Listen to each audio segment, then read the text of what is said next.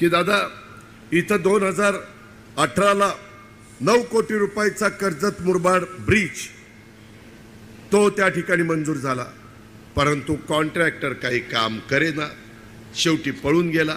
अरे का पळून गेला? त्याच्याकरता एक समिती बसवावी लागेल.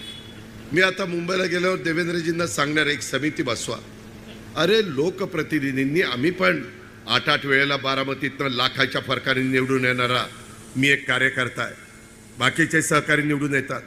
निवडून आल्यानंतर आपल्या भागामध्ये जे काही सार्वजनिक कामं असतात, केंद्र सरकारमधनं आलेली, राज्य सरकारमधनं आलेली, जिल्हा वार्षिक योजनेतनं आलेली, वेगवेगळ्या निधीतनं आलेली, CSR मधनं आलेली, ह्याला काय अडचण होते ती दूर करायची असते.